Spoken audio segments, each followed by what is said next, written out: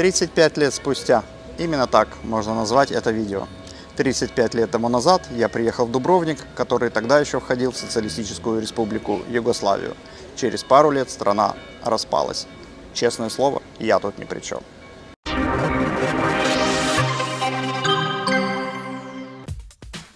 Но что такое 35 лет по сравнению с тысячелетней историей города? Каким он был тогда, такой и сейчас. Многолюдный, многоязычный и потрясающе интересный. Рассказать о Дубровнике все невозможно, даже и стараться не буду. Давайте просто коротко пробежимся по тем местам, мимо которых пройти уж совсем грех. Старый город. Вот что здесь сразу бросается в глаза, это отполированный до блеска камень, которым вымощены улочки, ступени и центральная площадь. Он достаточно скользкий, что надо учитывать при ходьбе.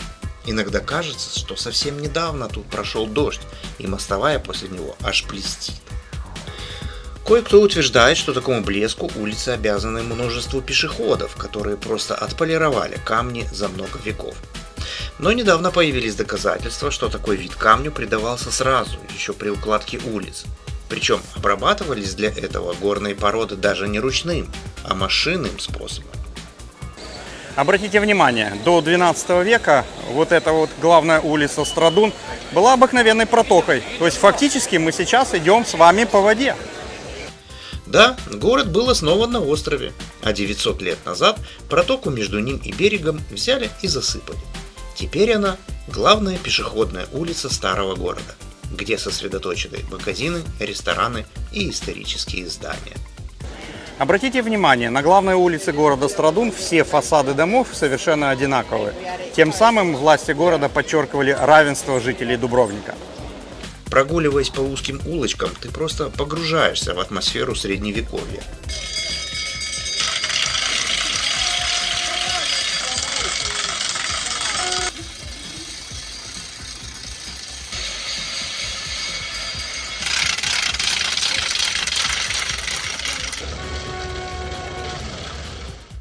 Ну а какое уважающее себя средневековье да без полтергейста?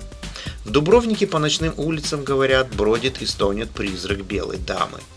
То ли безответная любовь погубила ее, то ли просто убили. С этим сами дубровчане не определились до сих пор, но утверждают, что ее появление может предвещать какие-то важные события.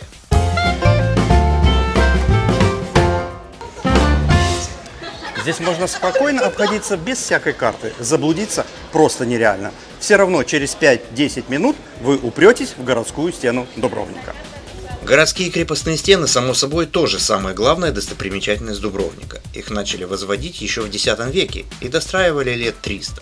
Получилось почти 2 километра мощнейших укреплений высотой до 25 метров и толщиной 6. С моря тоже не сильно подберешься. Корабли не пришвартуешь, запросто можно разбить о скалы. На шлюпках бесполезно подбираться, со стен расстреляют. В общем, в этот город можно было попасть только в том случае, если вас туда впустят. Впускали в основном через трое ворот. Перед вами самое известное – Пеле. Это мощнейшее оборонительное сооружение окончательно завершили строить в XIV веке, и сейчас это отличная отправная точка для знакомства с Дубровником и одно из самых фотогеничных мест. Приходите только пораньше, пока туристы не набежали. У нас, увы, не получилось.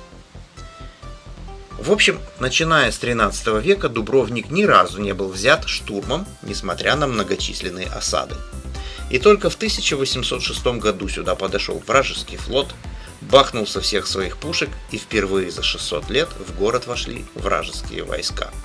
И как вы думаете, кто это был? Это был, конечно же, Наполеон Бонапарт. Через 2 года после этого Дубровницкая республика была упразднена.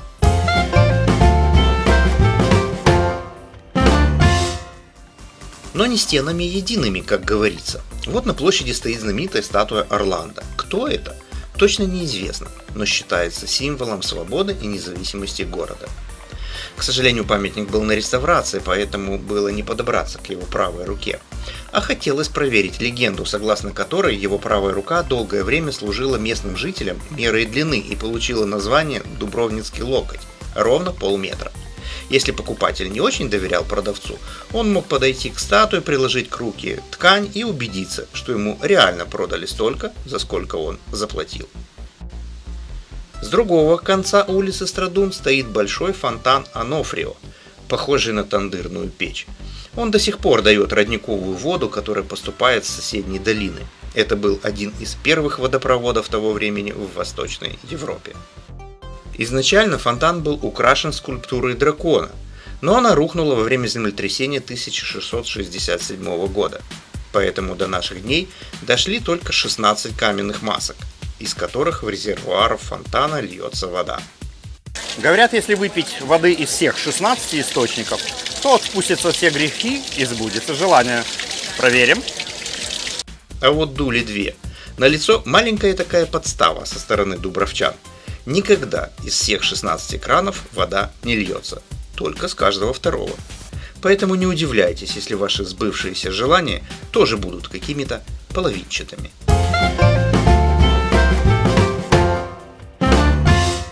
Княжеский дворец Дубровника – центр политической и общественной жизни города.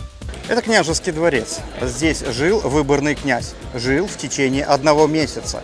И в течение этого месяца не имел никакого права выходить из этого здания. Через месяц его сменял следующий выборный князь.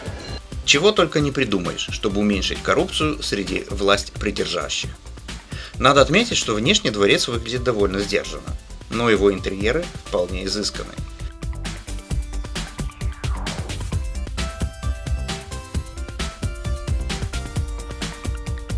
Тут можно посмотреть зал заседаний, где принимались важнейшие решения республики. Можно заглянуть в роскошные апартаменты князя и его семьи.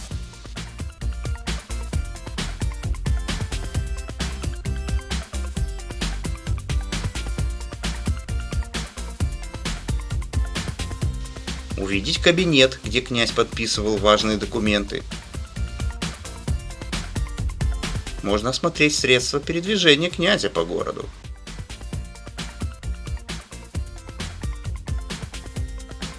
И тут же полюбоваться на вооружение и средства защиты охраны князя.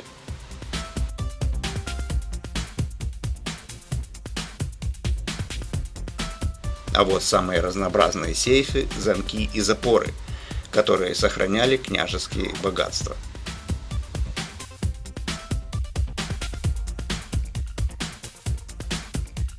Ну и напоследок познакомиться с мини-темницей, куда бросали врагов республики.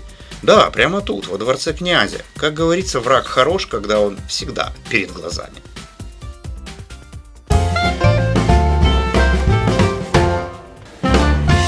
Главная и самая узнаваемая локация из сериала «Игры престолов» «Лестница иезуитов». Она стала популярна благодаря кульминационному эпизоду в сериале «Игра престолов», где сыграла роль так называемой Аллеи Позора. Именно по этой лестнице Серсея Ланнистер была вынуждена пройти обнаженной после суда. Кстати, католическая церковь была категорически против съемки этой сцены на фоне церкви святого Игнатия. В итоге сам храм просто закрыли щитами, а для эпизода на заднем плане просто дорисовали несуществующую церковь. Еще одна интересная деталь, связанная с религией: на главном алтаре католического собора Вознесения Пресвятой Девы Марии расположен триптих с изображением этого самого Вознесения. И он, между прочим, принадлежит кисти великого художника эпохи Возрождения Тициана. Крепость Лавренац. Тюрьма для аристократов. Этакий дубровницкий Алькатрас, где сидели осужденные за оскорбления и за нападения на улицах города. В этот настоящий символ могущества и непоколебимости Дубровника можно попасть только по узкой тропинке под прикрытием крепостных стен, моря и скал. Саму крепость возвели еще в XII веке, а затем постоянно достраивали. Сюда на месяц запускали 25 солдат с командиром, которые не могли покинуть до окончания срока свой пост. Поэтому их просто здесь запирали. И провизии им тоже выделяли ровно на месяц. За месяц, считали дубровчане, защитники крепости не могут сговориться с врагами и предать город. Именно поэтому каждый месяц тут всегда сменяли гарнизон. А еще толщину стен с моря сделали 12 метров, что не пробивалось никакой артиллерии. А стена со стороны города была всего 60 сантиметров. И если уж гарнизон Лавренаца взбунтовался, то пушки самого Дубровника на раз разнесли бы эту крепость. В самом Лавренаце пушек тоже хватает. Самая большая, 5 метров в длину и весом более 3 тонн, после изготовления в 1537 году наводила трепет на врагов своей возможностью выпускать за один выстрел несколько ядер сразу. Ее назвали Гуштер – ящерица. Во время разоружения крепости австрийскими войсками в XIX веке веревка, удерживающая пушку, оборвалась во время подъема и транспортировки, поэтому пушка упала на глубину моря. Так ее и не нашли. Над входом в крепость до сих пор видна древняя надпись «Non bene pro toto libertas ventitur auro», что означает «свободу нельзя купить даже за все золото мира».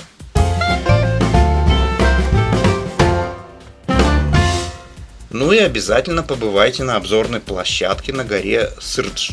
С нее перед вами откроется вся потрясающая панорама города. Именно отсюда в 91-92 годах югославская армия обстреливала Дубровник. Сегодня сюда можно попасть на фуникулере, но мы забрались на авто. Это и дешевле, и быстрее. Но у кого слабые нервы, лучше не смотрите по сторонам.